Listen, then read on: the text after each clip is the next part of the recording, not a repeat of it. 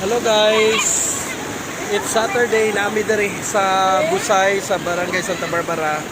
Kay init ang panahon niya, limpyo ang Busay kay bagong gabaha. Nindot kay siya diri kay dunay mga balas. Lingaw kay mga kabataan Then diri balas na siya.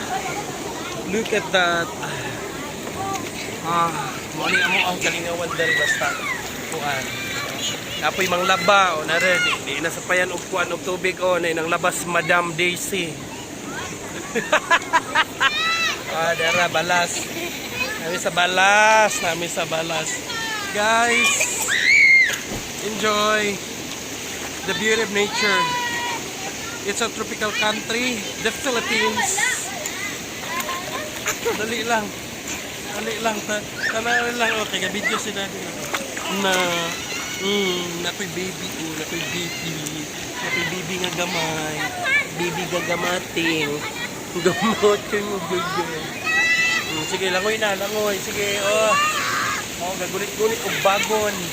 Ano siya guys, look at that. Ano yung mga busay diri guys,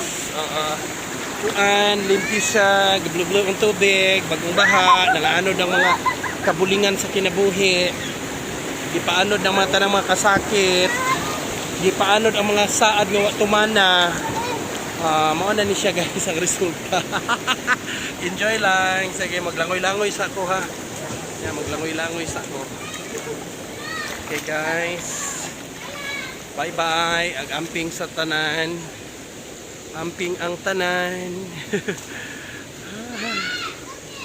Muna siya dari, muna siya ang place. Muna siya ang place. Look at that. Siya ang place.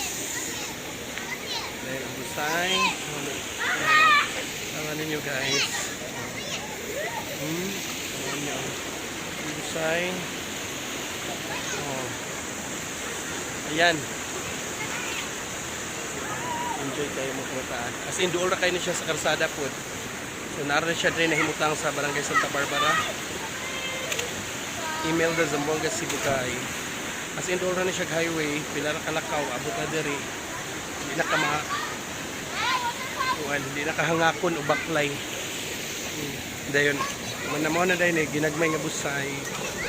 Mga uban, mga labad diri na kay libre na tubig.